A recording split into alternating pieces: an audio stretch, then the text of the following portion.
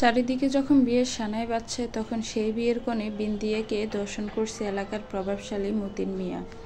বিন্দিয়ার চিৎকার সানাইয়ের সুরে আটকা পড়ে যাচ্ছে বারবার। ভাঙা ঘরটার দিকে কেউ তাকাচ্ছেও না, যেখানে বিন্দিয়ার ইজ্জত হরণ করা হচ্ছে। মতিন মিয়ার অনেক দিনের ইচ্ছে বিন্দিয়াকে বিয়ে করবে, কিন্তু বিন্দিয়া তো ভালোবাসে মোহনকে, তাই এর বদলা নিচ্ছে মতিন মিয়া। এ যেন কোনো সিনেমার কাহিনী, কিন্তু এই সিনেমায় নায়ক বাঁচাতে পারেনি নিরীহ বিন্দিয়াকে।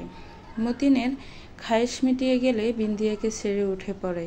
বিন্দিয়ার শরীরের শেষ কাপড়টুকু দিয়ে তার শরীর ঢাকার বৃথা চেষ্টা করে। বিন্দিয়ার করুণাময় চোখ আর আর্তনাদ ভরা কণ্ঠ কাবু করতে পারল না মতিনকে। যখন তার সব শেষ, তখন ভাঙ্গা জানালার পাক দিয়ে শুনতে পেল বর এসেছে, বর এসেছে। কিন্তু তার তো সব শেষ। ভালোবাসার মানুষকে ঠকাবে কেমন করে? মতিন তড়িঘড়ি ভাঙ্গা ঘর থেকে বের হয়ে যায়। বিন্দিয়া অনেক কষ্ট উঠে ভাঙ্গা টিনের ফুটো দিয়ে তার ভালোবাসার মানুষটিকে একটিবার মন ভরে দেখে নেয়। এটাই যে তার শেষ দেখা। আর হয়তো ওই মায়াময় দৃষ্টিতে তাকিয়ে থেকে তার ভালোবাসার মানুষটিকে দেখা হবে না তার। সবাই যখন বরযাত্রীদের আপ্যায়নে ব্যস্ত, তখন বিন্দিয়া ভাঙ্গা ঘরের আড়ায় ওড়না জড়াতে ব্যস্ত। বিন্দিয়া চেয়েছিল তার ভালোবাসার মানুষটির সাথে সারা জীবন থাকতে, কিন্তু সেটা আর হলো না। পৃথিবীতে শেষবারের মতো দেখে পাশ গলায় আটকে ঝুলিয়ে পড়ল বিন্দিয়া। এতক্ষণে কনের কোনো খবর নেই। চারিদিকে হইচই পড়ে যায়, নীরব হয়ে যায় সানাইয়ের সুর। এই সুরটা আগে বন্ধ হওয়া উচিত ছিল। মিয়া ভাড়ির বিয়ে বলে কথা, সারা এলাকার মানুষ দাওয়াত পেয়েছে, তাই লোকের সমাগম কম নয়। মিয়া সাহেবের নাতনি ফাতিমা হঠাৎ করে ভাঙ্গা ঘরটিতে ঢুকে বিন্দিয়াকে আড়ার সঙ্গে ঝুলতে দেখে দৌড়ে তার মায়ের কাছে গিয়ে বলে, ও মা, ফুফু তো ওই ভাঙ্গা ঘরে ঝুলুনি ঝুলুনি খেলতেছে। ছোট মেয়ে বুঝবে কেমন করে যে তার ফুফু তো মারা গেছে। সবাই ছুটে ভাঙ্গা ঘরে এসে বিন্দিয়ার ঝুলন্ত লাশ পায়। বিন্দিয়ার মা সুরা খাতুন তো বাঁচে আর মরে। মিয়া সাহেবের তো কয়েক ঘন্টা হুঁশ ছিলই না। পুরো বাড়িটা যেন এক মুহূর্তে শোকাচ্ছন্ন হয়ে পড়ে। বিন্দিয়ার প্রেমিক মোহন মিয়া এখন বিন্দিয়াকে দেখে ফিরে যায় তার বাড়িতে। আত্মহত্যা করা মাইয়ারে আমাগো গোরস্থানে কবর দিতে দিব না, উচ্চস্বরে একজন প্রবীণ ব্যক্তি বলে উঠলেন। হো হো, কাশেম চাচাই ঠিকই কইছে। এই পাপি মাইয়ারে আমাগো গোরস্থানে দাফন করে আমরা সব পাপি হইতে পারুম না। সস্বরে কয়েকজন মিয়া সাহেব উপায় না পাইয়া নিজ ভিটাতে মেয়ের লাশ দাফন করেন। বিয়ে বাড়িতে এত লোকজন থাকা সত্ত্বেও জানালায় লোকের দেখা মিলেনি সেদিন। সবার মুখে একটাই কথা, পাপি মাইয়ার জানাজায় শরিক হয়ে কি নিজেরা পাপি হমো? অনেকদিন পার হয়ে যায়, বিন্দিয়ার কথা তো সবাই ভুলেই গেছে। এই মালা বিকেলে পুকুরঘাটে আহিস, কথা আছে। মালা আরিফের কথা শুনে মুখ ভেঙ্গিয়ে চলে যায়। আরিফ আর মালা একসাথে একই স্কুলে পড়ে। আরিফের বয়স 8 আর মালার বয়স 7। বিকেলে আরিফ পুকুর পাড়ে গিয়ে বসে রইল। মালায় আইব কি, কখন ধরে দাঁড়ায় আছি, আহনের নাম নাই। আরিফ মনে মনে বিড়বিড় করছে। হঠাৎ আরিফের দিকে কেউ একজন ঢিল ছুঁড়ে মারে। এই ক্যাডারে ঢিল মারতাছস? সাহস থাকলে সামনে আয়। আরিফ রাগী কণ্ঠে বলে ওঠে। কি করবি সামনে আইলে? আইলাম সামনে, কি করবি কর। বলতে বলতে আড়াল থেকে উঠে আসতে লাগলো মালা। তাইলে তুই? আমি ভাবছি তুই আইবি না। আইসস ভালা করছস, চল ওই মিয়া বাড়ির বিটায় যামো বড়ই পারতে। আরিফ বলতে লাগলো, মালা, আমি যামো না ওই মিয়া বাড়ির বিটায়। আব্বাই কইছে ওইখানে ভূত থাকে। আরিফ, দূর সেমরি, তুই ভূতে বিশ্বাস করস? আরে চল, ভূত আমারে দেইখা ডরায়, আমি থাকতে তোর কিচ্ছু হইব না। আরিফের কথায় সাহস পেয়ে মালা মিয়া বাড়ির ভিটায় যেতে রাজি হয়ে যায়। এটাই সেই ভিটা যেখানে বিন্দিয়াকে কবর দিয়েছে। কবর বললে ভুল হবে, এক প্রকার মাটি চাপা দিয়ে রেখে দিয়েছে। অবশেষে তারা মিয়া বাড়ির ভিটায় পৌঁছে যায়। আরিফ, তুই নিচে থাকবি? আমি গাছে উঠা বড়ই পারবো। আচ্ছা, সাবধানে উঠিস কইলাম। আরিফ গাছে উঠে পড়ে। শীতের বিকালে চারিদিকে কুয়াশা আচ্ছন্ন হয়ে গেছে।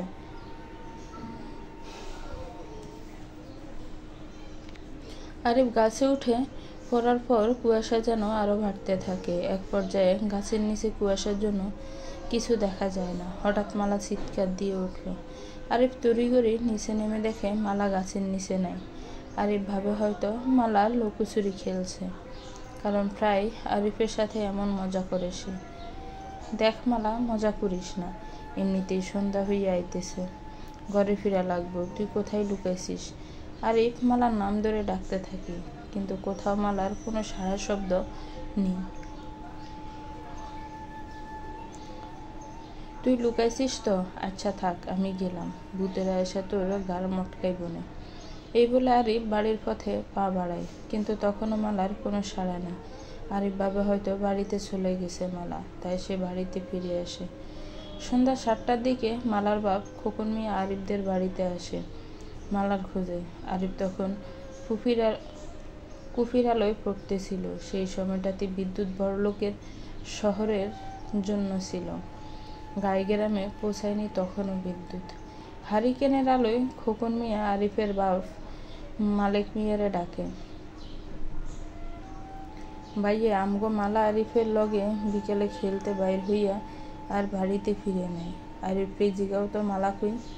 আরিফ দৌড়ে এসে খোকন মিয়া ও মালেক মিয়াকে সব খুলে বলে, আমি ভাবছিলাম মালা বাড়িতে আইয়া পড়ছে, তাই আমি ওইখান থেকে চলে আইছি। খোকন মিয়া ফুফিয়ে কেঁদে ওঠে, আল্লাহ গো, আমার মাইয়াটার মনে হয় ভূতে পাইছে।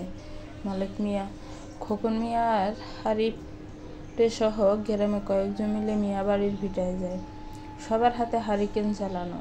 মালাকে অনেক ডাকাডাকির পরেও তার কোনো সাড়া না পেয়ে খোকন মিয়া হতাশ হয়ে যায়। হঠাৎ আরিফের চিৎকার, সবাই সেই দিকে ছুটে যায়। দেখে মালা বড়ই গাছের ডালে পা ঝুলিয়ে দিয়ে বসে আছে। খোকন মিয়া তড়িঘড়ি গাছে উঠে মালাকে নামিয়ে আনে। সকাল হতেই হুজুর ডেকে মালাকে ঝাড় ফুঁক দেয়। কিছুদিন পাগলামো করে শেষে স্বাভাবিক হয় মালা। তারপর থেকে সেই মিয়া বাড়ির বিটে কেউ যেতে সাহস পায়নি। কিন্তু সমস্যা শুরু হয় আরিফের সাথে। সে প্রায় সময় অসুস্থ থাকে এবং সবসময় মিয়া বাড়ির বিটায় থেকে দিকে এক দৃষ্টিতে তাকিয়ে থাকে। মালেক মিয়া আরিফকে অনেক ডাক্তার কবিরাজ দেখিয়েও সুস্থ করতে পারেনি। হঠাৎ একদিন একটা হুজুর এসে মালেক মিয়াকে বলে, মালেক মিয়া, আরিফরে এই গ্রাম থেকে দূরে সরাই দেন, তাতে যদি একটুও ভালো থাকে। সেদিন রাতে আরিফকে তার ফুফুর বাড়িতে পাঠিয়ে দেন মালেক মিয়া। এখন প্রায় রাতে অচেনা কারো ডাকে হঠাৎ আরিফের ঘুম ভেঙে যায়, কিন্তু উঠে সে কাউকে পায় না।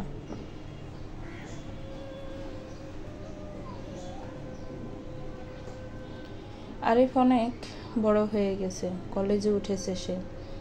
সকাল সকাল ডাক পিয়নের ডাকে ঘুম ভেঙে যায় আরিফের। চিঠি এসেছে তার। বাড়ি থেকে চিঠি পাঠিয়েছেন মালেক মিয়া। আরিফের কাকার মেয়ের বিয়ে, আসতে বলেছে তাকে। ময়না আপার বিয়া, ইস, কত ইচ্ছা ছিল বিয়েতে আনন্দ করব। আবেগপ্রবণ হয়ে দুপুরবেলায় বেরিয়ে পড়ে আরিফ তার নিজ এলাকার উদ্দেশ্যে। পুকুর বাড়ির 4 গ্রাম পরে তাদের গ্রাম। বিয়ে বাড়ি বলে কথা, অনেক হইচইপূর্ণ ছিল বাড়িটা। আরিফ যেতেই ওর মা বুকে জড়িয়ে নেয়। বিয়ের আগের দিন রাতে আরিফ ছাদে বসে আছে। হঠাৎ পিছন থেকে কেউ তার চোখ ধরে ফেলে। কে? মানছে এত তাড়াতাড়ি ভুলে গেছে আমারে? মালা ভুলে ওঠে। মালা তুই? হ আমি। কি খবর তোর? আমগোর তো খবর নিস না। আরিফের চোখ খুলে দিয়ে পাশে বসে মালা। আরিফ মালার দিকে তাকিয়ে অবাক হয়ে যায়। মালা এত বড় হয়ে গেছে আর এত সুন্দরী কেমনে হলো?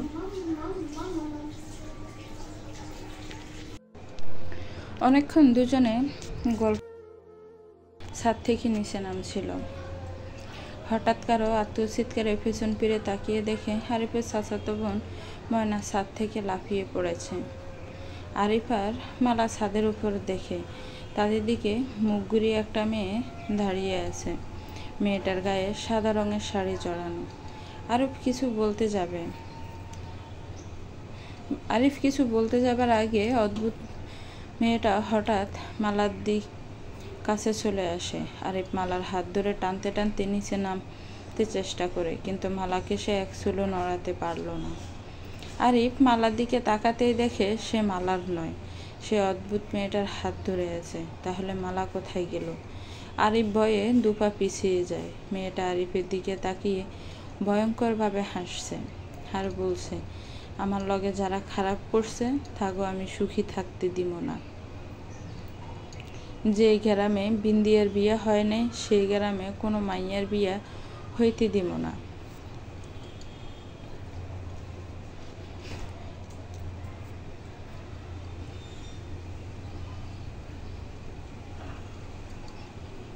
আরিফ এই পরিস্থিতিতে কি করবে ভেবে পাচ্ছে না।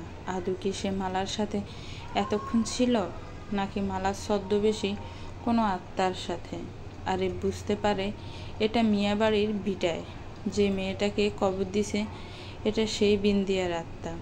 আরিফ প্রাণপণে পালাতে চেষ্টা করছে, কিন্তু সে যত জোরে দৌড়ায় না কেন, দেখে ঠিক একই স্থানে দাঁড়িয়ে আছে। বিন্দিয়ার আত্মা আরিফের দিকে এগিয়ে আসছে। আরিফ কি করবে ভেবে পাচ্ছে না। আরিফ বাজানোর সকাল যে হইয়া এলো, মায়ের ডাকে চোখ খুলল আরিফ। তবে এতক্ষণ কি সে স্বপ্নে দেখছিল?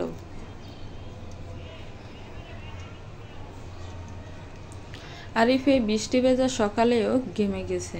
মায়ের ধাক্কায় হুঁশ ফিরে তার। আরিফের মা হাসি বেগম অনেক ভালো মনের মানুষ। এক কথায় তার মতো সহজ সরল মানুষ পাওয়া বড় দায়। এই তো সেদিন বিকেলবেলা আরিফের চাচির সাথে অন্য পাড়ায় ঘুরতে গেছিল। হঠাৎ চাচি অন্য গলিতে চলে গেলে হাসি বেগম পথ হারিয়ে ফেলে। মাত্র কয়েক মিটার দূরত্বে নিজের ভারী, অথচ চিনেন না তিনি। সবাই তো হাসতে হাসতে শেষ তার কণ্ডকর্ম দেখে।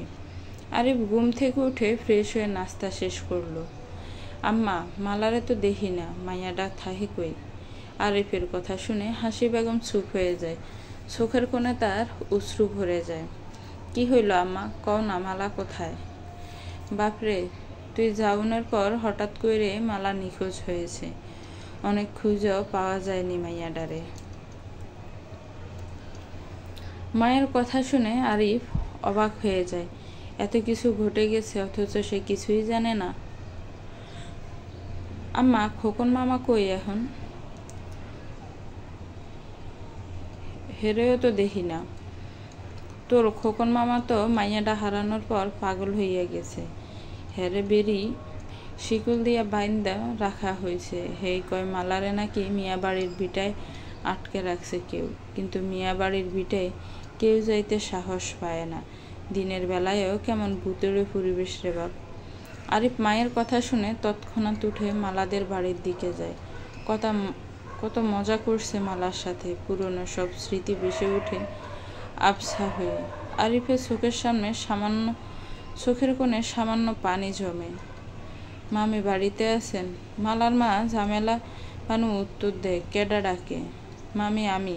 আরিফ, গেটটা খুইলা দাও। ঝামেলা বানু গেট খুলে দিয়ে অনেক দিন পর আরিফকে দেখে আগে প্রবণ হয়ে পড়ে। শাড়ির আঁচলে চোখ মুছতে মুছতে জিজ্ঞেস করে, কিরাম আছিস রে বাপ?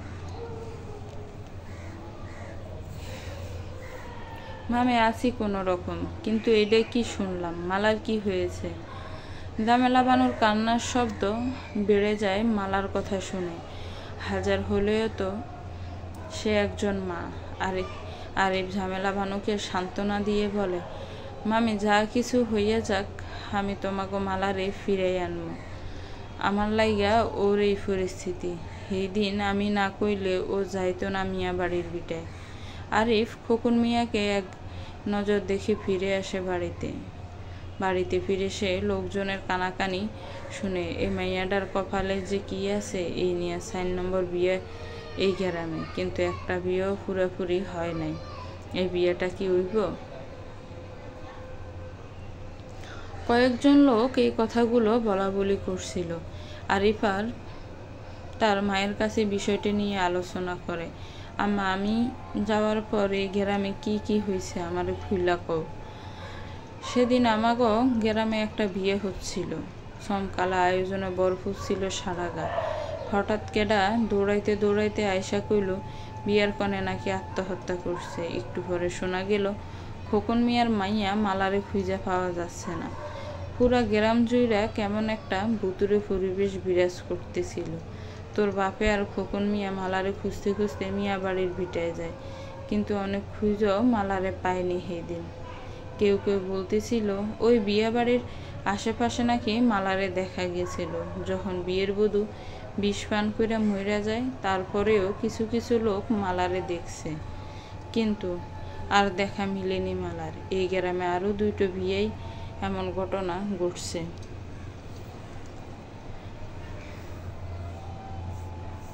একজনের পুকুরে ঝাঁপ দিয়ে মরছে, আরেকজন পাশ লাগাইয়া। তারপর থেকে আর এই গ্রামে কোনো বিয়ে হয় না। মাইয়া পোলারা অন্য গ্রাম থেকে বিয়ে করে আসে এই গ্রামে। মায়ের কথা শুনে ধাক্কা খায় আরিফ। এটা কি বলছে তার মা? তাহলে সেই রাতের স্বপ্ন কি সত্যি হতে চলছে? ময়নার কপালে কি ওইভাবে মৃত্যু আছে? আর এই মৃত্যুর খেলায় মালার যোগসূত্র কি? যে করেই হোক এই মৃত্যুর খেলা বন্ধ করতে হবে। আরিফ মনে মনে ভাবতে থাকে। সবাই বিয়ে নিয়ে ব্যস্ত। আরিফ ও ছোটবেলার বন্ধু আশিককে নিয়ে বেরিয়ে পড়ে মালার বাড়ির উদ্দেশ্যে। মালাদের বাড়িতে পৌঁছে খোকন মিয়াকে জিজ্ঞেস করে, মামা, আমি আরিফ, চিনতে পারছেন আমারে? খোকন মিয়া খানিক আরিফের মুখের দিকে তাকিয়ে অন্যদিকে মুখ ঘুরিয়ে নিল। মামা, আমি আইছি মালারে ফিরিয়ে আনতে। আপনার সাহায্য দরকার আমার। আপনি কি জানেন মালা কোথায় আছে? খোকন মিয়া আরিফের কথা শুনে মিয়া বাড়ির ভিটার দিকে আঙ্গুল উঁচিয়ে দেখিয়ে দিল। আরিফ, খোকন মিয়া ও ঝামেলা বানুকে বিদায় দিয়ে বের হয়ে আসে সেখান থেকে। ভাই, তুই কি করতে চাইছস ক তো আমারে? যেখানেই আইস 10 বছর ধরে মালা নিখোঁজ, তুই কেমনি ফিরে আনবি তারে? শুনছি ওরে শেষবার করিম মোল্লার মাইয়ার বিয়ের দিন দেখা গেছিল, তারপর তো তারে দেখাই যায় নাই। দাঁড়া, কি কইলি? মালারে শুধু বিয়ের দিনে আবির্ভাব হতে দেখা যায়? আমি তো তাই শুনছি, কিন্তু আমি কোনোদিন দেখি নাই। চল বাড়িতে ফিরে যাই। আইজ মালারে ওইখানেই পামো। আশিক আরিফের কথা কিছু না বুঝে অগত্যা তার পিছন পিছন হাঁটতে থাকে। তারা বাড়িতে পৌঁছাতে দুপুর গড়িয়ে বিকাল হয়েছে। আর কিছুক্ষণ পরে বরযাত্রী এসে উপস্থিত হলো। বাড়িতে যেন হইচই আরো বেশি পড়ে গেছে। গ্রামে এমন অদ্ভুত ঘটনা ঘটে গেছে, তবুও চাচা কেন ময়না আপার বিয়ে গ্রামেই দিতেছে বুঝতেছি না। তো চাচা এসব বিশ্বাস করে না রে ভাই। ময়না আপার কিছু হয়ে যাক, তার আগে আমাকে কিছু একটা করতে হইব। আরিফ আশিফকে ময়নার সাথে সাথে থাকতে বলে, আর খারাপ কিছু টের পেলে আরিফকে কল দিতে বলে সে। আশিক রাজি হয়ে যায়। আরিফ পাগলের মতো বাড়ির এপাশ ওপাশে ঘোরাঘুরি করে।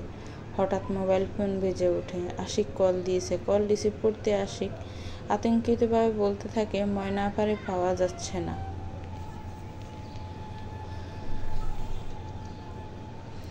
আরিফ দৌড়ে ছাদে উঠে যায়। সেভাবে যদি কোনো প্রকারে তার স্বপ্নটা সত্যি হয়, তাহলে অবশ্যই ময়না আপা ছাদ থেকে লাফ দিতে চাইবে।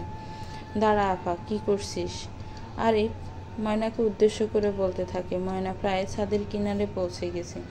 দেখেই বোঝা যাচ্ছে ময়না আপার নিজের প্রতি কোনো কন্ট্রোল নেই। আরিফের কথাতে থমকে দাঁড়ায় ময়না। তখন সন্ধ্যা পেরিয়ে রাত ঘনিয়ে আসছে। হঠাৎ অচেনা কণ্ঠে কেউ একজন বলে ওঠে, ময়নারে তুই বাঁচাতে পারবি না। আরিফ পিছন ঘুরে দেখে।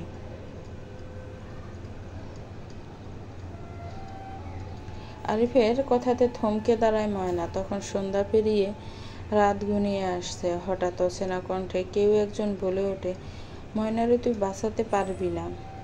আরিফ পিছন ঘুরে দেখে সেদিন স্বপ্নে যেই মেয়েকে দেখেছিল, ঠিক একই রকম দেখতে একটা মেয়ের ছায়ামূর্তি দাঁড়িয়ে আছে। আরিফ খানিকটা ঘাবড়ে গিয়ে 2 পা পিছিয়ে যায়। ইতিমধ্যে আরিফের ডানে ময়না সজ্ঞানে ফিরেছে। ময়না তড়িঘড়ি ছাদের কিনারা হইতে নিরাপদ স্থানে সরে যায়। আরিফ ছায়ামূর্তিকে উদ্দেশ্য করে বলতে থাকে, কেডা তুমি, আর কেন করতেছ এমন? ছায়ামূর্তি রাগী কণ্ঠে বলে, আমার লগে খারাপ করছই গ্রামবাসী, ওগরে আমি শান্তিতে থাকবার দিব না। এই গ্রামের কোনো বাড়িতে বিয়ার সানাই বাজব না। সেটা না হয় বুঝলাম, কিন্তু তোমার পরিচয় তো দিবা। আমি বিন্দিয়া। বিন্দিয়া শব্দ বলার সাথে সাথে সারা আকাশ কালো হয়ে গেল। যেখানে তারা আর ছাদের মেলা বসেছিল সেইখানে ঘন কালো অমাবস্যা দেখা দিল। চারিদিক থেকে ঝড়ো হাওয়া আরিফের গায়ে ছোঁয়াতে শরীর লোম দাঁড়িয়ে গেল। আকাশে বিদ্যুৎ চমকাচ্ছে বারবার। হঠাৎ আরিফ অনুভব করলো কেউ তার ঘাড়ে গরম নিঃশ্বাস ফেলল। আরিফ ভয়ে ঘামতে শুরু করে। কিছু বুঝে ওঠার আগে আরিফের গলা চেপে ধরে কোনো এক অদৃশ্য শক্তি। দম বন্ধ হয়ে আসছে আরিফের, শ্বাস নিতে কষ্ট হচ্ছে তার। বিদ্যুৎ চমকানির আলোতে আরিফ স্পষ্ট দেখতে পেল স্বপ্নে আসা মালা তার সামনে দাঁড়িয়ে, আর সেই তার গলা চেপে ধরেছে। আরিফ অনেক কষ্টে নিজেকে ছাড়িয়ে বলে ওঠে, মালা তুই আমারে চিনতেছস না? আমি তোর আরিফ। আরিফের কথা শুনে অদৃশ্য শক্তি দৃশ্যমান হয়ে গেল। অশ্রুসিক্ত নয়নে আরিফের দিকে তাকিয়ে আছে মালা। এতদিন কোথায় আছিলি তুই? জানোস তোর বাপ তোর অভাবে পাগল হইয়া গেছে। মালা এখনো অশ্রুসিক্ত নয়নে ঠায় আরিফের দিকে তাকিয়ে আছে। কিছু কইতেছস না কেন?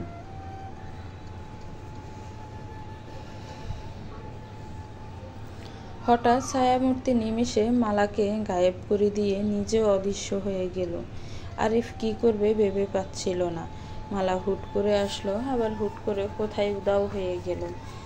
এটা কি তবে বিন্দিয়ার অভিশপ্ত আত্মার কোনো কারসাজি? আরিফ দপ করে ছাদে বসে পড়ল। পেছন থেকে ময়না এসে আরিফকে ধরে নিচে নেমে গেল। ময়না আর আরিফের নিখোঁজে এতক্ষণ পুরো বিয়েবাড়িতে শোকের ছায়া নেমে এসেছে। তাদের দেখে সবাই যেন দেহে প্রাণ ফিরে ফেল। আরিফ সবাইকে সব কিছু খুলে বলে, আর ময়নার বিয়ে স্থগিত করে দেওয়ার কথা বলে। কিন্তু আরিফের কাকা আব্দুল কাদের তো এক কথার মানুষ। তিনি একবার যেহেতু বলেছেন এই বিয়ে হবে, তো হবেই যে কোনো প্রকারে। আরিফ অনেক মানা করা সত্ত্বেও কাদের মিয়া সবাইকে উদ্দেশ্য করে বলেন যে তার মেয়ের বিয়ে তিনি দিবেন, এবং আজকেই। আরিফের কথাতে মূল্য দেওয়া হয় না, কিন্তু ময়না আপার কোনো ক্ষতি হোক সেটা চায় না আরিফ। ময়না তার বাবারে অনেক বুঝাইল, এবং তার নিজ চোখে দেখা সব বলার পরেও মানতে পারল না কাদের মিয়া। একটু পরে ময়না বাপেরও অনেক সুন্দর করে বউ সাজিয়ে নিয়ে আসে হলো। আরিফ ময়নার পিছু ছাড়ছিল না। বরপক্ষ চলে এসেছে, সবাই সেদিকের খেয়ালে রাখতে ব্যস্ত। বউয়ের ঘরে আরিফকে ঢুকতে দেওয়া হলো না। আরিফের চাচি মুখ ভেঙিয়ে বলে ওঠে, বেটা মানুষ বউয়ের ঘরে ঢুকে কি করবা? তার থেকে যাও, মেহমানদারি করো গিয়ে। আরিফ অনেক চেষ্টার পরও ময়নার সঙ্গে থাকতে পারল না। একটু পরে খবর এলো ময়না কাছে ছুরি দিয়ে জীব ও গলা কেটে আত্মহত্যা করেছে। আরিফ চুপ করে বসে আছে নদীর তীরে। সে বাঁচাতে পারল না তার প্রিয় ময়না আপারে। চোখ দিয়ে কয়েক ফোঁটা পানি তার গায়ের পাতলা সুতি কাপড়ের গেঞ্জি ভিজিয়ে ফেলেছে। গেঞ্জির দিকে নজর যেতেই আরিফ চমকে ওঠে। দেখে তার গেঞ্জিতে লাল রং দিয়ে কিছু লেখা আছে। হাতের লেখাটা বড়ই চেনা মনে হচ্ছে। একটানে গেঞ্জি গা থেকে খুলে ফেলে সে। গেঞ্জিটা মিলিয়ে ধরতে হকচকিয়ে যায় আরিফ। আরে এটা তো মালার হাতের লেখা। আরিফের বেশ ভালো মনে আছে। ছোটবেলায় মালা কোনো সমস্যায় পড়লে আরিফকে চিঠির মাধ্যমে বলতো। মুখ দিয়ে বলতে নাকি তার লজ্জা লাগতো। এখনো সেই কচি হাতে ভাঙ্গা ভাঙ্গা লেখা। আরিফ লক্ষ্য করে, এটা রং না, এটা রক্ত। নিশ্চয়ই কাল রাতে মালা যখন তার গলা চেপে ধরেছিল তখন এই লেখাগুলো লিখে গেছে সে। হয়তো মালা আরিফকে কিছু বলতে চাচ্ছে। আরিফ আফসা আফসা লেখাগুলো পড়তে চেষ্টা করে। আমি মেলা বিপদে আছি, আমারে আর আমার বাপরে বাছা। আমার হদিস আমার বাপের কাছে জিগা। ইতি তোর মালা। চিঠিখানা পড়ে আরিফের চোখে মুখে আশার ছোঁয়া ফুটে উঠেছে। সেই দিন ময়না আপার লাশ দাফন নিয়ে ঝামেলা হয় জনসাধারণের মধ্যে। কেউ কেউ বলছে আত্মহত্যা করা লাশ দাফন করতে দিব না, আবার কেউ বলছে ভূতে মেরে রেখে গেছে তাই দাফন করা হবে। অনেক কথা কাটাকাটির পর কয়েকজন মিলে ময়না আপার মরদেহ কাকার বাড়ির আঙিনায় দাফন করা হয়। সেদিন আরিফ বুঝেছিল কোনো বিন্দিয়ে অভিশপ্ত হয়েছে। পরদিন বিকেলে আশিককে সাথে নিয়ে মালাদের বাড়িতে আসে আরিফ। মামি আসুনি, গেটটা খুইলা দাও, খোকন মামার লগে কিছু কথা আছে। ঝামেলা বানো আরিফ রে ভিতরে আসতে দেয়। মামা, মালা কোন জায়গায় আছে আপনি দেখছেন? খোকন মিয়া আরিফের কথা শুনে মাথা নাড়ে, আবার কেমন ভয়ে ভয়ে চোখ মিয়া বাড়ির ভিটার দিকে দিয়ে কাঁদতে থাকে। মামা, ভয় পায়েন না, কিচ্ছু হইব না, আমি মালারে ফিরাই আনবো যে কোনো মূল্যে। আরিফের কথায় খোকন মিয়ার মুখে হালকা হাসি ফুটে উঠল। মামা, আপনি শেষবার মালারে যেইখানে দেখছেন ওইখানে লইয়া যান আমারে। ঝামেলা বানে আরিফের কথা শুনে অবাক হয়ে যায়। এই পাগল মানুষ লইয়া কেমনে যাই বাবা? সেই সব আমার হাতে ছাইড়া দেন মামি, আপনি মামার পায়ের শিকল খুইলা দেন।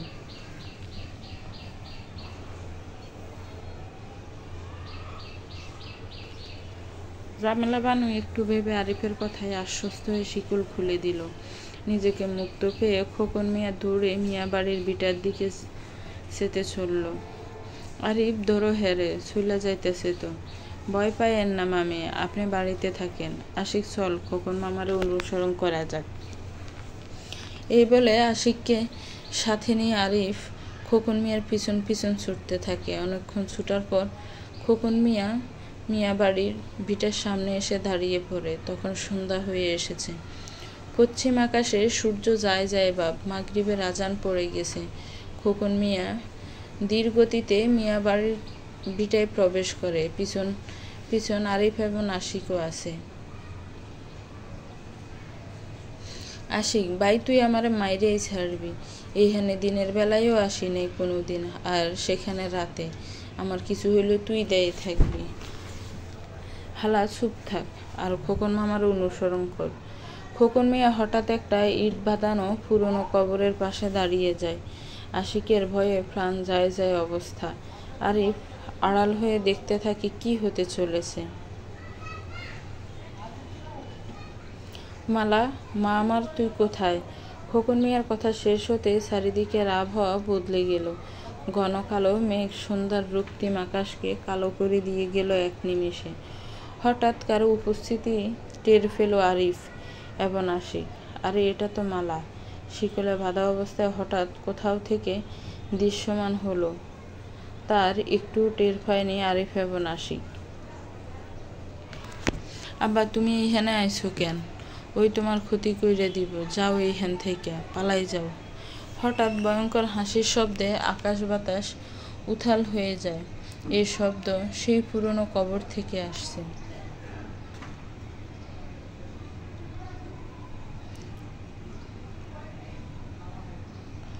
আশিক ভয়ে আরিফের কাঁধে শক্ত করে হাত দিয়ে ধরে রাখল। আরিফ আশিককে সাহস দিয়ে বলল, কিচ্ছু হইব না, ভয় পাইস না।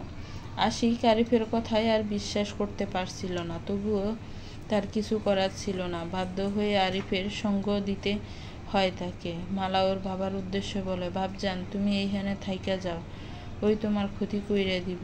কিন্তু খোকন মিয়া এক চুলও নড়ল না। যা হওয়ার দেখা যাবে। সে কিছুতেই তার মেয়েকে রেখে যেতে চাইল না। হঠাৎ আকাশ থেকে একটা বিজলির জলকানিতে পুরো মিয়া বাড়ির ভিটা আলোকিত করে ফেলল। আরিফ এবং আশিক দুজনেই স্পষ্ট দেখতে পেল কেউ একজন ছায়ামূর্তির মতো দাঁড়িয়ে আছে মালার বাবার সামনে। মুখে তার ভয়ঙ্কর হাসি, অগ্নিশিখার চাহনি। বুঝতে আর বাকি রইল না যে এটা বিন্দিয়ার অভিশপ্ত আত্মা। হঠাৎ খোকন মিয়ার গলা চেপে ধরে সে। মালা হাত জোড় করে বলতে থাকে, আমার বাবরার জানলে মাইরেন না, আমি তো আপনার সব কথা শুনি। বিকট আওয়াজে বিন্দিয়ার আত্মা ভুলে ওঠে, এই মরণের খেলা বন্ধ করতে চাইস? আইস তোর আগেই মরতে হয়ে যাইব। বিন্দিয়ার ভয়ঙ্কর হাসির আওয়াজ আকাশ বাতাস উথাল ফাতাল হয়ে যাচ্ছে। খোকন মিয়ার প্রাণ যায় যায় অবস্থা। আরিফ আশিককে উদ্দেশ্য করে বলে, আর থাকুম যাইব, খোকন মামার কিছু হওয়ার আগে তারা বাঁচাইতে হইব। ভাই, ওর লগে কেমনে লড়বি? মনে জোর রাখ ভাই, সব কিছুই করা সম্ভব। আরিফ জোপ থেকে বাইরে বেরিয়ে বিন্দিয়ার উদ্দেশ্যে থামো এবার, আর কত মানুষের প্রাণ চাই তোমার? অনেক তো করছো, এখন তো থামো। মালা আর ওর বাপেরে ছাইড়া দাও। আরিফের কথা শুনে বিন্দিয়ার আত্মা গর্জে ওঠে। আমারও তো বাঁচানোর শখ আসিল, কিন্তু তোরা আমারে কি বাঁচতে দিছস? আমারও তো ইচ্ছা ছিল হ্যার লগে বিয়ে হইব, হ্যাঁ আমি ওর লগে বাঁচুম, কিন্তু তোরা আমার শখ পূরণ করতে দিস নাই, তাই আমি কাউরে বাঁচতে দিম না। আরিফ কিছু বলার আগে মিয়া বাড়ির ভিটা পুরো অন্ধকার হয়ে যায়। ঝাড়ো হাওয়া এদিক সেদিক থেকে বইতে থাকে। আরিফ দাঁড়িয়ে থাকতে পারছে না, বাতাসের জাপটায় ছিটকে পড়ে এক পাশে। যখন সে চোখ খুলে সে দেখে তার বিছানায় শুয়ে আছে এবং বাড়ির সবাই তার চারিদিকে চিন্তিত মুখ নিয়ে দাঁড়িয়ে আছে। কি হয়েছে? আশিক কই? মালা আর বাপ কই? আরিফের মা হাসি বেগম নিশ্চুপ হয়ে তার ছেলের দিকে তাকিয়ে থাকে। আম্মা চুপ করে আছো কেন?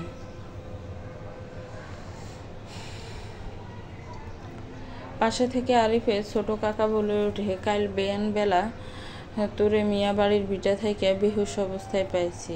আর আশিক বলে চুপ হয়ে যায় ছোট কাকা বেল্লাল মিয়া। আশিকের কি হয়েছে কও কাকা? আশিক আর খোকন মিয়ার বিখণ্ড লাশ গাছের লগে ঝুলানো অবস্থায় পাইছি। আরিফ যেন নিজের কানকে বিশ্বাস করতে পারতেছে না। আশিক অনেক ভালো বন্ধু ছিল তার কারণে আশিক এবং খোকন মিয়ার প্রাণ গেছে। নিজেকে বড় দোষী মনে করে আরিফ। আশিককে যদি জোর না করতাম তাইলে ওই বাইসা থাকতো আমাকে মাঝে। আরিফ কান্নাজড়িত কণ্ঠে বলে ওঠে। সারাটা দিন আরিফ বিমর্ষ মুখে বসে থাকে। এখন তার কি করা উচিত বুঝে উঠতে পারছে না সে। কোনো তো উপায় নিশ্চয়ই আছে বিন্দিয়ার আত্মাকে নিঃশেষ করার। আমাকে এই বিন্দিয়ার সম্পর্কে ভালো মতো জানতে হবে, আরিফ মনে মনে ভাবতে থাকে। আরিফের বাবা মালিক মিয়া আশিক ও খোকন মিয়ার মৃত্যুতে ভেঙে পড়ে। তার নিজের ছেলেও সারাক্ষণ খুব গম্ভীর করে বসে থাকে, এটাও তার খারাপ লাগে। আরিফ ধীরে ধীরে ওর বাবার ঘরের দিকে আসে। আব্বা আসমু ঘরে? আয় বাপ, কিছু কইবি? জি আব্বা, আসলে আমি বিন্দিয়ার সম্পর্কে জানতে চাই।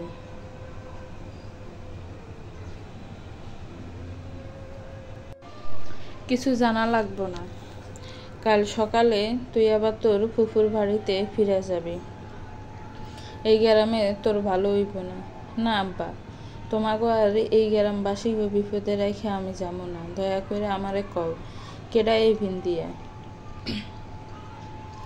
মালিক মিয়া কিছুক্ষণ চুপ থেকে আর কোনো উপায় না পেয়ে বলতে শুরু করে, বিন্দিয়া আমার চাচার একমাত্র মাইয়া। ওই ছোটবেলা থাইকেই অনেক সুন্দরী। যেই পুরুষে একবার ওরে দেখতো হেই ওর প্রেমে পড়ে যাইতো। এমনি আমগো গ্রামের করিম মহাব্বতের ছোট পোলা মতিন মিয়া ওর প্রেমে পড়ে। কিন্তু বিন্দিয়া ভালোবাসতো খোকন মিয়ার ছোট ভাই মোহন মিয়ারে। তাকে বিয়েও ঠিক হয়েছিল। আর এই দেখে মতিন হিংসায় বিন্দিয়ার বিয়ের দিন বলে ওঠে, বিন্দিয়া তোরে মোহন ভাঙ্গা ঘরে যাইতে বলছে, কি যেন গোপন কথা কইব। কি কও মতিন ভাই? আজ তো মোহনের লগে আমার বিয়া, আর ওই ভাঙ্গা ঘরে কেন যাইতে কইব আমারে? তুই যাইয়া দেখি না। বিন্দিয়া মতিনের কথায় বিশ্বাস না কইরা ঠাই বসা থাকে। একটুখানি পরে মতিন মিয়া একখান চিঠি নিয়ে আবারও এসে বিন্দিয়ার হাতে দেয়। বিন্দিয়া হাতের লেখা দেখে বুঝতে পারে এটা মোহন পাঠাইছে। ভাঙ্গা ঘরে আহো, তোমার লগ গোপন কথা আছে। ইতি মোহন। বিন্দিয়া আর দেরি না কইরা ভাঙ্গা ঘরে ঢুকে। সত্যি সেখানে মোহন বিন্দিয়ার লাগে বসে আছিল। বিন্দিয়া মোহনের কাছে যাইতে পেছন থেকে মতিন মিয়া ঘরে ঢুকে দরজা বন্ধ কইরা দেয়। মতিন ভাই, দরজা আটকালেন কেন? দরজা আটকাইছি কারণ আছে, এই বইলা বিন্দিয়ার হাত ধইরা ফেলে। বিন্দিয়ার হাত ছাড়াইতে ব্যস্ত, কিন্তু মোহন কিছু বলতেছে না। এখনো ঠাই এইখানেই বসে আছে। মোহন, তুমি কিছু কইতেছ না কেন? মতিন না আমার লগে এমন করতেছে? মোহন হাসতে থাকে, সাথে মতিন মিয়াও।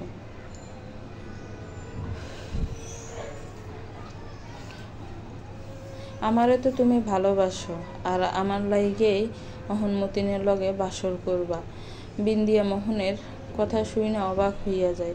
মতিন মিয়া ইচ্ছা মতন তার বাসনা পূরণ করে। মোহন মিয়া ঠাই ওইখানেই বসে বসে সব কিছু দেখে। বিন্দিয়া মেলা কষ্টেও নিজেরে বাঁচাইতে পারল না। সব যখন শেষ তখন মতিন আর মোহন ঘর থেকে বেরিয়ে যায়।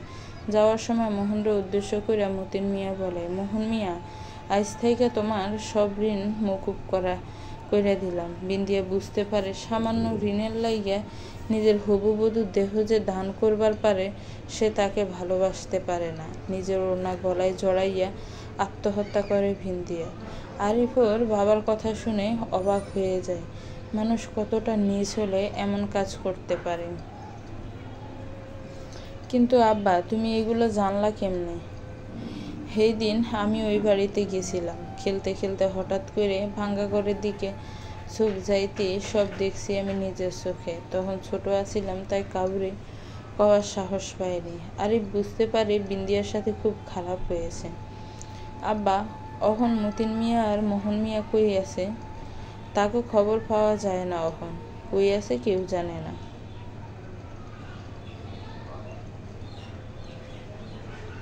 আরিফ ওর বাবার ঘর থেকে বেরিয়ে আসে। সে চিন্তা করে আবারও সে বিন্দিয়ার সাথে দেখা করবে। হয়তো ও প্রতিশোধ নিতে চায়, আর প্রতিশোধ নিলে হয়তো ওর আত্মা মুক্তি পেয়ে যাবে, আর এই মৃত্যুর খেলাও বন্ধ হয়ে যাবে। আরিফ সে রাতে গোপনে ঘর থেকে বেরিয়ে পড়ে মিয়া বাড়ির ভিটার উদ্দেশ্যে। নির্জন রাত, ভুতুড়ে পরিবেশ বিরাজ করছে চারিদিকে। আরিফ পৌঁছে যায় সেই জায়গায় যেখানে বিন্দিয়াকে কবর দিয়েছে। কবর বললে ভুল হবে, সেখানে তার দেহ মাটি চাপা দিয়ে রাখা হয়েছে। আরিফ সে জায়গায় পা বাড়াতে হঠাৎ পেছন থেকে কেউ তার হাত ধরে ফেলে। আরিফ চমকে ওঠে, পিছন ফিরে তাকিয়ে সেই জায়গায় পা বাড়াইতে হঠাৎ পেছন থেকে কেউ তার হাত ধরে ফেলে। আরিফ চমকে ওঠে, পেছন ফিরে তাকিয়ে দেখে তার সামনে ভয়ঙ্কর একটা চেহারা। আতঙ্কিত হয়ে আরিফ 2 পা পিছিয়ে যায়। হালকা আলোয় দেখতে পায় সেই ভয়ঙ্কর মুখটা তার প্রিয় বন্ধু আশিকের। আরিফ আবেগে প্রবণ হয়ে আশিকের দিকে নীরব দৃষ্টিতে তাকিয়ে থাকে। আশিক আরিফের দিকে তাকিয়ে ইশারায় বলতে চাইছে, ওই বিটায় যাস না বন্ধু। কিন্তু আরিফ আশিকের সেই ইশারা ভাষা বুঝল না। আশিক হঠাৎ অদৃশ্য হয়ে গেল। আরিফ বুঝতে পারল এটা আশিকের আত্মা ছিল, তাকে হয়তো কিছু বলতে চাইছিল ইশারায়। আরিফ সব কিছু উপেক্ষা করে আবার বিটার সেই জায়গার দিকে পা বাড়ায়। এতক্ষণ সব কিছু ঠিক ছিল। হালকা মৃদু বাতাস, তারাভরা জ্যোৎস্না রাত, কিন্তু সব কিছু পাল্টে গেল এক মুহূর্তে যখন আরিফ বিন্দিয়ার কবরের পাশে গেল। কোনো এক মেয়ের মায়াবী কণ্ঠে কান্নার আওয়াজ ভেসে আসে আরিফের কানে। আকাশ পুরোটাই অন্ধকার আচ্ছন্ন হয়ে গেছে। ভালো করে নিজের হাতটা পর্যন্ত দেখা যাচ্ছিল না। আরিফ এদিক সেদিক সেই কান্নার আওয়াজে উৎসু খুঁজতে থাকে। অবশেষে একটা ভাঙ্গা ঘরের কাছে পৌঁছে যায় আরিফ। এটাই কি সেই ঘর যেখানে বিন্দিয়া ফাঁস দিয়ে মরছে? আরিফের হৃদস্পন্দন বেড়ে যায়। শরীর থেকে অনবরত ঘাম ঝরতে থাকে। কাঁপা কাঁপা হাতে ভাঙ্গা ঘরটার দরজায় ধাক্কা মারে সে। দরজা টক টক শব্দ করে খুলে যায়। দরজা খোলা মাত্রই আরিফের মাথার উপর দিয়ে কালো রঙের বাদুড় ঢানা চাপটে আকাশে উড়াল দেয়। আরিফ ভয়ে ভয়ে ভিতরে প্রবেশ করে। চারিদিকে অন্ধকার। মোবাইল তো লগেই আছে। আরিফ মনে মনে বলে ওঠে। ছোট বাটন মোবাইলটা বের করে অল্প আলো টর্চটা অন করে দেয় সে। মোবাইলের আলোয় হালকা হালকা দেখা যাচ্ছে। আরিফ মোবাইলের আলোয় ঘুরিয়ে ঘুরিয়ে দেখছিল। হঠাৎ তার মোবাইলের আলোর সামনে এক বিভৎস চেহারা দেখে মোবাইল হাত থেকে পড়ে গেল। আরিফ জোরে জোরে আল্লাহর নাম নিতে চাইছে, কিন্তু তার গলা দিয়ে কোনো আওয়াজ বের হচ্ছে না। মোবাইল পড়ার সাথে ভেঙে খণ্ড খণ্ড হয়ে গেল। আরিফ পাগলের মতো হাত দিয়ে এদিক সেদিক মোবাইল খুঁজতে লাগলো। হঠাৎ অন্ধকারে তার হাত ভেজা কিছু অনুভূতি পেল। হঠাৎ আকাশে বিকট শব্দ, বজ্রপাত হলো, সাথে বিজলির ঝলকানি। বিজলির আলোতে আরিফ স্পষ্ট দেখতে পেল তার হাতে রক্ত লেগে আছে। আরিফ চিৎকার দিয়ে মরিয়া হয়ে সেই ঘর থেকে বের হওয়ার পথ খুঁজতে লাগলো। দরজা বন্ধ হয়ে গেছে আপনা আপনি। আরিফ চোখ বন্ধ করে বসে রইল এক জায়গায়। হঠাৎ সব কিছু স্বাভাবিক হয়ে যায়। আরিফ ধীরে ধীরে চোখ মেলে তাকায়। চোখ খুলতে দেখে ঘরটা আলোয় ভরে গেছে। তার সামনে এক অপরূপ সুন্দরী মেয়ে দাঁড়িয়ে আছে। কে এই মেয়ে? আরিফের মনে বারবার প্রশ্নটা ঘুরপাক খাচ্ছে। আরিফ কাঁপা কাঁপা গলায় জিজ্ঞেস করে, কেডা তুমি? এইখানে কি করতেছ? মেয়েটা আরিফের দিকে তাকিয়ে অবাক করে একগাল হাসি হেসে বলে ওঠে, আমি বিন্দিয়া, যে আজ থেকে 30 বছর আগে এই ঘরে পাশ লাগাই আত্মহত্যা করছে। আমি হেই বিন্দিয়া, যার ভালোবাসার মানুষ তার লগে বেইমানি করছে। হ্যাঁ, আমি হেই বিন্দিয়া, যার লগে গ্রামের লোক খারাপ করছে। কিন্তু হেরা তো তাগো ভুল বুঝবার পারছে, তোমার উচিত ওগো ক্ষমা কইরা দেওয়া। না, হেরা এখনো ভুল বুঝে নাই। তারা ময়নার লগেও এমন করছে। যেদিন আত্মহত্যা করা মাইয়াগো দাফন করার ব্যবস্থা হইব, সেই দিন আমি ওগো মাফ করুম। আচ্ছা ঠিক আছে, কিন্তু বিয়া নিয়ে তোমার এত ক্ষোভ কিসের? আমারও ইচ্ছা ছিল বিয়া হইব, একটা ঘর হইব, একজন মানুষ হইব, কিন্তু যার লাগে এত কিছু করলাম, বাপের লাথি গুতা খাইয়া বিয়ার ব্যবস্থা করলাম, হেই তো বেইমানি করলো। আমি এর প্রতিশোধ চাই। ঠিক আছে, আমি কথা দিতেছি অগ বিচার আমি করুম। ঠিক আছে, যেদিন অগ বিচার হইব সেই দিন আমার মৃত্যুর খেলা বন্ধ হইব। মালা কি ক্ষতি করছে? ওরে তুমি আটকায় রাখছো কেন? আমি ভাবছিলাম মালারে বাছনের লাইগা ওর কাকা মোহন আইব, কিন্তু এত বছরেও আইল না। আমার প্রতিশোধ নেওয়াও হইল না। মালারে ফিরে দাও, আমি কথা দিচ্ছি মোহন আর মতিনের বিচার হইব। হঠাৎ সে মায়াবী কান্নার আওয়াজ আবারও বেশি আসে আরিফের কানে। আরিফ চোখ মিলে দেখে স্বপ্নে দেখা সেই মালা। ও আজ ছোট নেই, অনেক বড় হয়ে গেছে। মালার হাত ধরে মিয়া বাড়ি থেকে বের হয় আরিফ। সেই রাত কেটে যায়, চারিদিকে সূর্যর কিরণ এসে পড়ছে। হঠাৎ আরিফ এবং মালার সামনে কয়েকজন লোক এসে দাঁড়ায়। কিছু বুঝে ওঠার আগে তাদের উপর হামলা করে দুর্বৃত্তরা। আরিফের মাথায় আঘাত করে, মালাকে টানতে টানতে নিয়ে যায়। আরিফ মাটিতে পড়ে যায়। যখন আরিফের চোখ খুলে তখন সে দেখে একটা নদীর পাড়ে পড়ে আছে। মালা কই গেল? আরিফের উঠে দাঁড়ানোর শক্তি হারিয়ে ফেলেছে। অনেক কষ্ট উঠে একদিকে দৌড়াতে থাকে আর মালা মালা বলে ডাকতে থাকে। মালাকে খুঁজে না পেয়ে প্রায় পাগল হয়ে যায় আরিফ। দিন শেষে রাত হয়ে যায়, তবুও মালার কোনো খোঁজ মেলে না। আবার সেই জায়গায় ফিরে আসে যেখান থেকে মালাকে নিয়ে গেছিল। এদিকে সেদিক তাকাতে হঠাৎ একটা ছেঁড়া রুমাল দেখে চোখ আটকে যায় আরিফের। দৌড়ে সেই রুমাল উঠিয়ে দেখে তাতে মালা কিছু লিখে গেছে।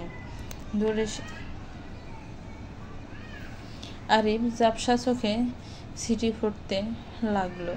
সেখানে পরিষ্কার করে লেখা আছে, আমার পুঁতিগুলোরে অনুসরণ করো। আরিফ যখন মালাকে বিন্দিয়ার কাছ থেকে নিয়ে এসেছিল তখন ওর গলায় একটা পুঁতির মালা ছিল, যেটা ও ছোটবেলায়ও পড়তো। আরিফ খুঁজতে থাকে এদিক সেদিক সেই পুঁতির মালার। অনেক খোঁজার পরেও কোনো পুঁতির দেখা মেলে না তার। হতাশ হয়ে বসে পড়ে নদীর কিনারে। হঠাৎ কয়েকটি পাখি এক জায়গায় জড়ো হয়ে কি যেন ঠুকরাচ্ছে। আরিফ আগ্রহ নিয়ে সেই দিকে তাকাতেই দেখে পাখিগুলো পুঁতিগুলোর শস্য দানা ভেবে ঠুকরাচ্ছে। আরিফ চোখে মুখে আশার আলো ফুটে ওঠে। দৌড়ে সেখানে গিয়ে দেখে কয়েকটি পরে আছে, পুঁতিগুলো তুলে নেয়। আর একটু সামনে তাকাতে দেখে আরো কয়েকটা। এভাবে পুঁতিগুলোকে অনুসরণ করতে করতে পথ চলতে থাকে আরিফ। চলতে চলতে একটা সময় পুঁতিগুলো আর দেখা যায় না। আরিফ বুঝতে পারে এটাই হয়তো সেই জায়গা যেখানে মালাকে বন্দি করে রাখা হয়েছে। কিন্তু এটা তো আমাকেও বাড়ি, এইখানে মালারে ধরে আনছে কেডা? নিজের বাড়িতেও সাবধানে প্রবেশ করে আরিফ, কিন্তু এখানে তো কেউ নেই।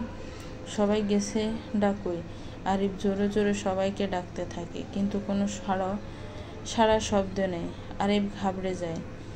চারিদিকে অন্ধকার দেখে। তাইলে কি আব্বা আম্মারেও ধরিয়ে নিয়ে গেছে ওরা? কিন্তু ওরা কারা? কি শত্রুতা আমাগো লগে তাদের? আরিফ চারিদিকে পাগলের মতো ছুটতে থাকে। কোনো জায়গায় একটা আলামত তো পাওয়া যায় সে যার সাহায্যে মালা ও তার পরিবারের সন্ধান মিলবে। দিন গিয়ে রাত নেমে আসে। আরিফ কোনো উপায় না পেয়ে আবার সেই মিয়া বাড়ির ভিটায় উদ্দেশ্যে রওনা হয়। বিন্দিয়ার কুমুদিহি হের তো মেলা ক্ষমতা, যদি তাকে সন্ধান পাওয়া যায়। আরিফ সোজা বিন্দিয়ার কবরের পাশে আসে, কিন্তু আজ কেমন সব কিছু নীরব, সব কিছু স্বাভাবিক, কোনো ভয়ঙ্কর কিছু নেই, কোনো অন্ধকার নেই, বরং ছাদের আলোয় দিনের মতো জকজক করছে। বিন্দিয়া, বিন্দিয়া, তুমি কই? তোমার সাহায্য চাই যে আমার। আরিফের কথায় কোনো সাড়া নেই, সব কিছু নীরব। আরিফ বুঝতে পারছিল না কি করা উচিত এখন তার।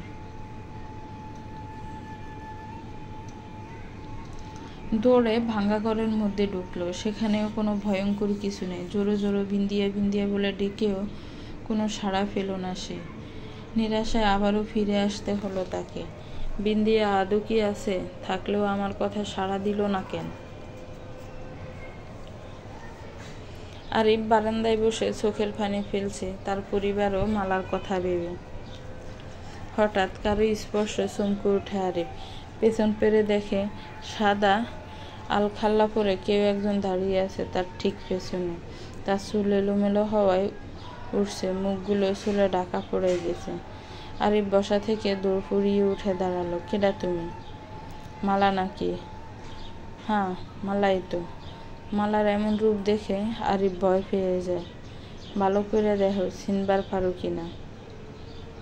আরিফ ভালো মতো করে তাকে দেখতে লাগলো। নিচের দিকে চোখ যেতে ভয়ে গলা শুকিয়ে কাঠ হয়ে যায় আরিফের। মাটি থেকে 1 ফুট উপরে শূন্য ভাসছে মেয়েটা।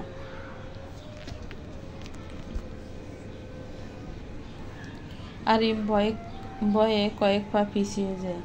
তুমি যেই হও, কিন্তু তুমি মানুষ হতেই পারো না। তুমি ঠিক ধরেছ। এই কথা বলে হঠাৎ চারিদিকে অন্ধকার নেমে আসে। আরিফের চোখের সামনে এখন বিশাল আকৃতির বিন্দিয়া দাঁড়িয়ে। বিন্দিয়া, তুমি? হও, আমি আজ থেকে মুক্ত। আমার প্রতিশোধ নেওয়া শেষ। এই বলে বিন্দিয়া ভয়ঙ্করভাবে হাসতে থাকে।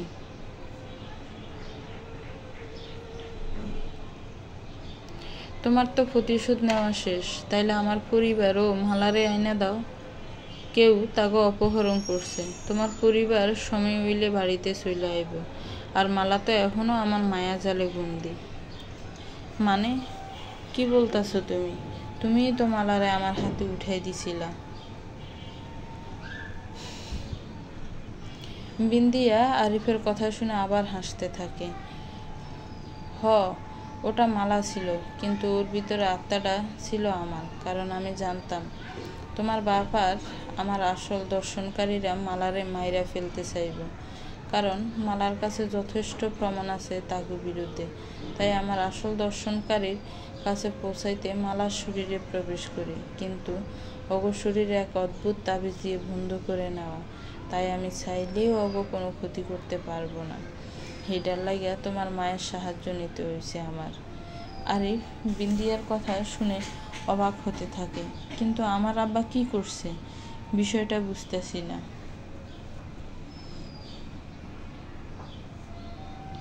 তোমার বাপ সেই দিন আমারে দর্শন হইতে দেখছিল, কিন্তু মতিন টাকার লোভ দেখাইয়া তোমার বাপের মুখ বন্ধ রাখছে।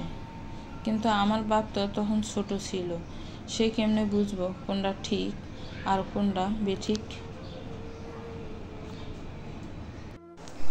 আমি অত কিছু বুঝি না।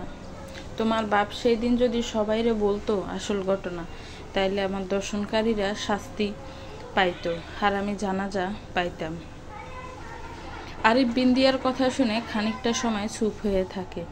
কিন্তু তারা এখন কই আছে? বিন্দিয়া জোরে জোরে হাসতে থাকে।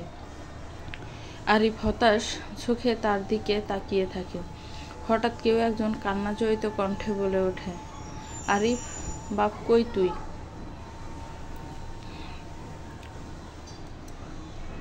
হঠাৎ আরিফের সামনে থেকে বিন্দিয়ার আত্মা অদৃশ্য হয়ে যায়। আরিফ দৌড়ে উঠানে নেমে আসে। পাশের বাড়ির আবুল চাচা চিৎকার করে আরিফকে ডাকছে। কি হয়েছে চাচা? এমনি ডাকতাছো কেন? বাপ, তোর সব শেষ। এই কথা বলে আবুল মিয়া অজরে কাঁদতে থাকে। আহা চাচা, কান্তাছো কে? কি হয়েছে? বিষয়টা খুইলা কব।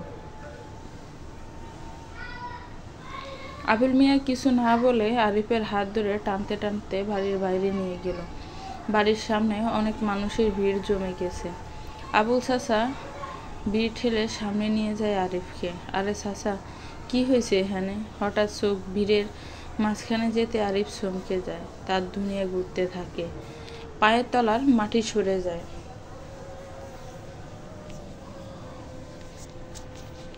তার পরিবারের সবার লাশ পড়ে আছে সামনে, শুধু তার মায়ের লাশ ব্যতীত। আরিফ অজরে কাঁদতে থাকে, কে এই ক্ষতি করলো তার। হঠাৎ বিট থেকে একটু দূরে নজর যেতে দেখে তার মা। তার পরিবারের সবার লাশ পড়ে আছে সামনে, শুধু তার মায়ের লাশ ব্যতীত। আরিফ অজরে কাঁদতে থাকে, কে এই ক্ষতি করলো তার। হঠাৎ বিট থেকে একটু দূরে নজর যেতেই দেখে তার মা নিশ্চুপ হয়ে বসে আছে গাছের গুটির উপর, চোখে মুখে চিন্তার ছাপ। কিন্তু তার পরিবারের লোকজন খুন হয়ে এখানে পড়ে আছে, সেই বিষয়ে ভ্রুক্ষেপ নেই তার। আরিফ ধরে ওর মায়ের কাছে চলে যায়। আম্মা, এগুলা কেমনে হইল? কেডা আমারে এতিম বানাইলো, কও আম্মা। ছেলের ওপর কোনো নজরই পড়ল না হাসি বেগমের। আরিফ তার মায়ের কাঁধ ধরে কয়েকবার ধাক্কা দেওয়ায় হুঁশ সজাগ হন হাসি বেগম। হুঁশে ফিরে তার চোখের সামনে সব কিছু দেখে, আর ঠিক থাকতে পারলেন না তিনি। আরিফ রে, আমার লাগিয়া তোর বাপের মরণ লাগছে। তোর বাপ চাচা গো, আমিই মারছি রে, আমি নিজের হাতে মারছি। এই বলে বেহুশ হয়ে যান হাসি বেগম। আরিফ মায়ের জ্ঞান ফিরাতে ব্যস্ত, তার জানতেই হবে কি করে এইসব হলো। তার বাপ, 3 চাচা চাচিরা আর চাচাতো ভাই বোন মোট 8 জনের খুন। গ্রামে মুখে মুখে রুটে গেছে নিমিষে। আরিফ তার মায়ের জ্ঞান ফিরতেই তাকে জিজ্ঞেস করে, আম্মা তুমি শান্ত হইয়া কও, আমার কেমনে হইল এসব? আরিফের কথায় হাসি বেগম কিছুক্ষণ চুপ থেকে তার নীরবতা ভেঙে বলতে শুরু করেন, বাপরে, বোরে তোর বাপের লাইগা চা বানাইয়া নিয়ে আইতেছিলাম, হঠাৎ তো ছোট কাকি চিল্লানির শব্দে দৌড়ে গেলাম সেইখানে। বাজান গিয়ে দেখি মোহন মিয়া আর মতিন মিয়া এইখানে মাইয়াডারা বাইন্দা টাইনে হ্যাঁচড়া নিয়ে আইতেছে আমাগো বাড়ির দিকে। আমি দৌড়াই তোর আব্বারে কইলাম মাইয়াডারে বাঁচাইতে, কিন্তু তোর আব্বা কইল ওই মাইয়া বাইসা থাকলে নাকি আমগো অনেক ক্ষতি হইব।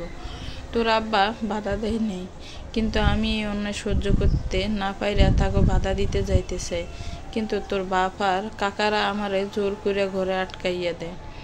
অনেক চিল্লাচিল্লিতেও কেউ দরজা খুইলা দেয় নাই। বাইরে সবাই কইয়া বলা কইতেছিল মাইয়াটা বাইসা থাকলে আমাকে সবার কপালে দুঃখ আছে, ওরে মাইরা ফেলতে হইব। এমন সুন্দর মায়া ভরা মুখের একটা মাইয়ারে ওরা কেন মারতে চায়? আমি অনেক কষ্টে দরজা ভাঙ্গা বাইর হইয়া দেখি মাইয়াটার গলা কাটটা হালাইতেছে, রক্ত দিয়ে সারা উঠান ভিজে গেছে। মাইয়াটা তখনও তাকাইয়া আছে, চোখ থেকে পানি ঝরতেছে। এই দৃশ্য আমি সহ্য করবার না পাইরা সামনে থাকা দা দিয়া ওদিকে এগোইতেই থাকি। কোনোদিন এত সাহস আসে নাই, কিন্তু আজ আসছিল। একটা অজানা শক্তি আমার উপরে ভর করতেছিল। আমি চোখের নিমিষে সবারই খুন করে হালাইছি, তোর বাপরেও ছাড় দেই নেই। কথাগুলো বলে পুনরায় অজ্ঞান হয়ে যায় হাসি বেগম। অনেক বড় আঘাত হয়তো পেয়েছেন তিনি। আরিফ মায়ের কথা শুনে হতবাক হয়ে যায়, এটাও কি সম্ভব? কিন্তু মেয়েটাকে, আর সেই মেয়ে যদি খুন হয়েই থাকে তাহলে তার লাশ কোথায়? আরিফের মনে হাজার প্রশ্ন ঘুরপাক খাচ্ছে। হাসি বেগম ঘুমিয়ে পড়েছে।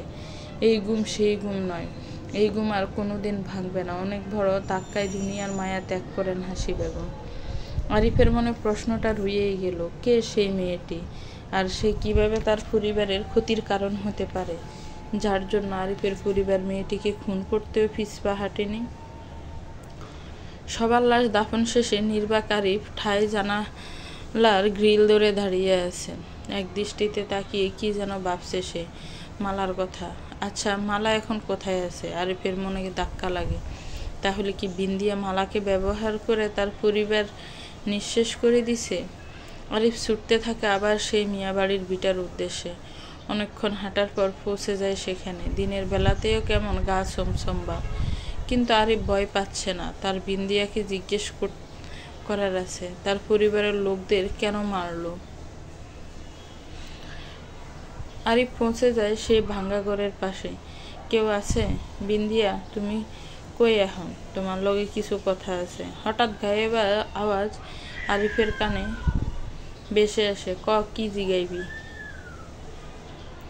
তুমি আমার পরিবারের লোক মারলা কেন? কি করছে তারা?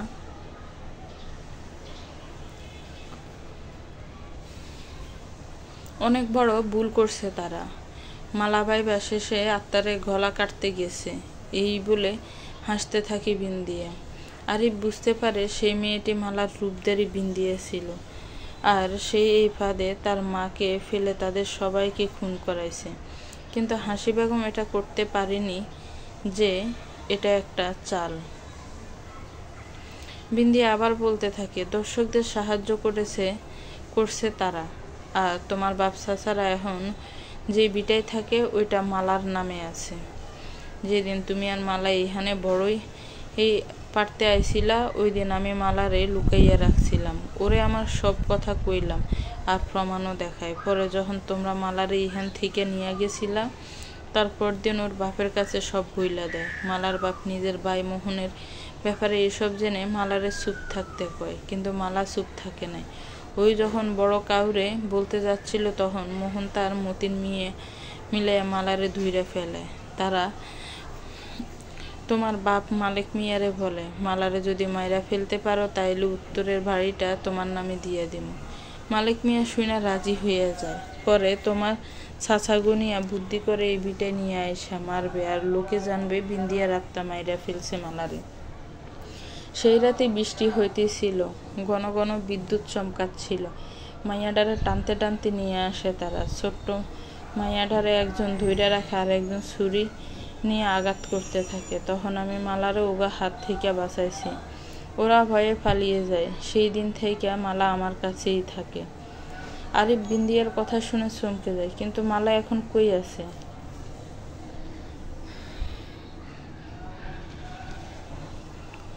বাড়িতে ফিরা যা, মালা তোর লাইগা বসে আছে। এই বলে বিন্দিয়ার আত্মা অদৃশ্য হয়ে যায়। আরিফ বুঝতে পারে তার পরিবারের লোকজন লোভে পড়ে কত খারাপ পথ বেছে নিয়েছিল। কিন্তু আরও একটা কথা, তাহলে আশিক এবং মালার বাবা খোকন মিয়ারে কে খুন করেছে? আরিফ ভাবতে ভাবতে বাড়িতে ফিরে আসে। ঘরে ঢুকতে দেখে মালা উল্টো দিক ঘুরে জানালার পাশে দাঁড়িয়ে আছে। আরিফ ধীর পায়ে ঘরে ঢুকে মালার কাঁধে হাত দিল। মালা এতে কোনো রেসপন্স দিল না। আরিফ মালার নাম ধরে ডাকতে মালা ঘুরে আরিফের দিকে তাকালো। আরিফ তার মুখের দিকে তাকাতে ভয়ে শিউরে উঠল। এটা কে?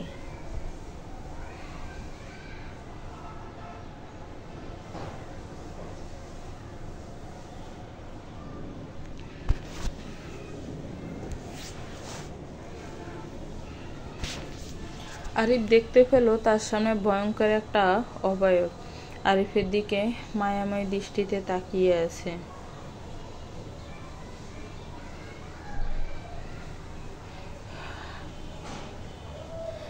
মুখের দিকে তাকিয়ে আরিফ থ হয়ে যায়। আরে এটা তো আরিফের চাচার মেয়ে ময়না আফা। ময়না আফা তুমি? কিন্তু তুমি তো আর দুনিয়ায় নেই, তাইলে কেমনে আমার সামনে দাঁড়াই আছো? আমি এইখানে আইছি শুধু তোরে একখান কথা কওনের লাইগা। কি কথা কও দেখি?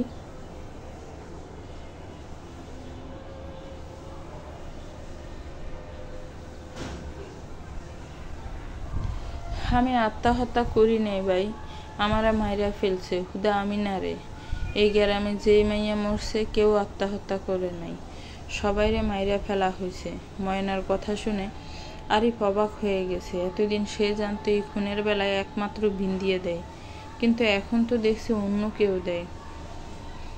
কিন্তু যারা এই কাম করছে তাকে শাস্তি দিছে বিন্দিয়া, তাই আজ থেকে আমি মুক্ত রে ভাই।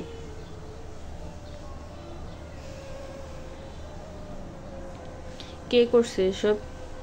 যেদিন থেকে মালা নিখোঁজ হয়েছে তারপর থেকে বিন্দিয়া আর মালার প্রতি মানুষের ভয় আর ঘৃণা ঢুকানোর লাইগা তোর বাপে আর আমার বাপে সহ মতিন মিয়া আর মোহন মিয়া মিললে এই বুদ্ধি করছে। যেই মাইয়ার বিয়ে হইতে লাগে তারই মাইরা ফেলে আর আত্মহত্যার নামে চালায় দেয়, আর দোষ দেয় বিন্দিয়া মালারে দিয়া তাগো মাইরা ফেলছে। মারার পর লোকজনের মুখে রটিয়ে দেয় মালারে তারা সেই দিন দেখা গেছে, কিন্তু না, মালারে কেউ দেখে নাই, মালা তো আসেই নেই। আরিফ বুঝতে পারে সব, তার সব কিছু পানির মতো ভেসে ওঠে। ঠিকই তো, আমার বাপ চাচারা সহ সবাই যখন জানতই এই গ্রামে কারো বিয়ে হইতে দেয় না বিন্দিয়া, তবুও কেন ময়না আপার বিয়া দেওয়ানের লাইগা চাইছিল? তার মানে তারা জানতো কিছুই হইব না।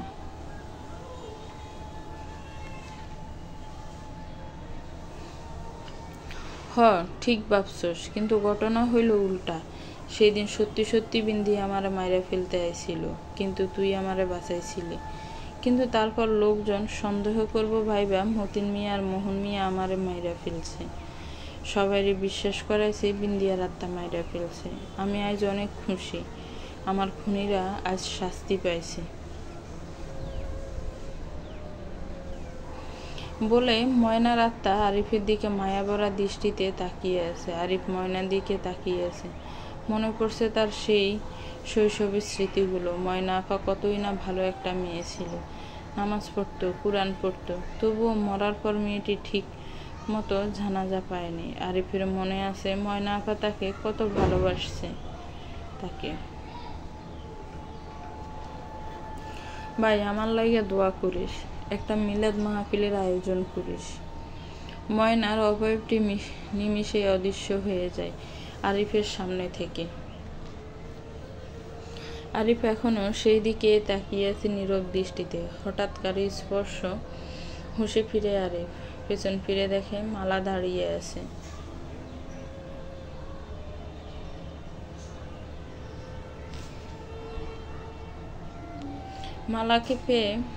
মালাকে পেয়ে আরিফ দিশাহারা হয়ে যায়। অনেক ভালোবাসে যে তাকে। মালা আলতো করে আরিফের চোখের কোণে জমে থাকা পানি মুছে দিয়ে বলল, তুই আমারে সেই যে বড়ই তলা রাইখে গেলি আর ফিরে এলি না।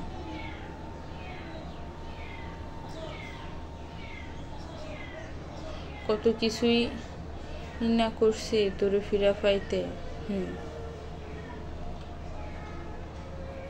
জানিস মালা, আমি যাদের এত ভালোবাসতাম, এত সম্মান করতাম, তারাই কিনা শেষমেশ খুনি পরিচিত হলো। আমরা মাঝে মাঝে যা দেখি কিংবা ভাবি, সেগুলো কি সবই সত্যি হয়?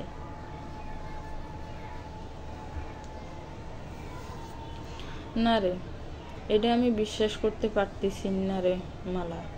এই বলে আরিফ কাঁদতে থাকে। মালা আরিফকে আলতো করে বুকে জড়িয়ে নেয়।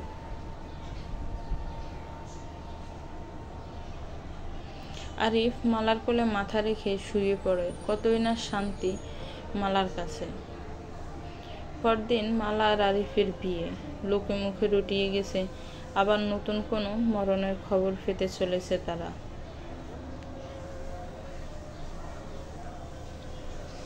সবাই আরিফ আর মালাকে বাধা দিচ্ছে, এই গ্রামে বিয়ের নাম নিও না। কিন্তু কে শোনে কার কথা? আরিফ আর মালার ধুমধামে বিয়ে হবে। দাওয়াত পেয়েছে গ্রামের সব লোকজন। ব্যাপারী বাড়িতে বিয়ের ধুম পড়েছে। আরিফ বর সেজে মালার বাড়িতে যাবে। ওইদিকে মালা বউ সেজে বসে আছে আরিফের অপেক্ষায়। কখন আসবে সেই মধুময় সময়? গ্রামের লোকজনের মুখে বিমর্ষতার হাতছানি। এবারও কি তারা আরো একটা বিয়ের কনের মৃত্যুর সাক্ষী হতে যাচ্ছে?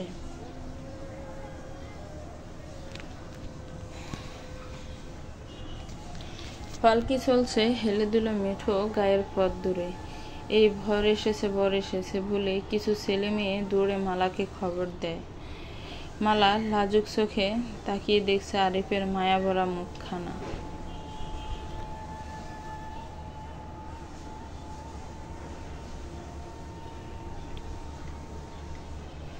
কবুল কবুল কবুল, বিয়েটা হয়েই গেল। সবাই অবাক। এতদিন পর এই প্রথম এই গ্রামে কোনো বিয়া সম্পূর্ণ হলো। আরিফ মালার দিকে তাকিয়ে আছে এক গভীর স্বপ্ন চোখে এঁকে। মালাও আরিফের দিকে তাকিয়ে আছে লাজুক চাহনিতে।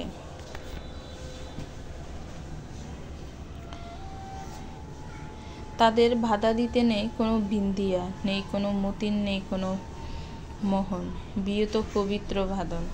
গল্পটা কেমন লেগেছে একটি কমেন্টস করে জানাবেন। গল্পটাকে নিয়ে একটি গঠনমূলক কমেন্টস করলে খুবই খুশি হব।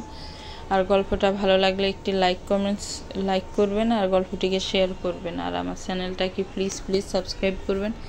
যারা অলরেডি সাবস্ক্রাইব করে আছেন তাদেরকে অসংখ্য ধন্যবাদ। আল্লাহ হাফিজ।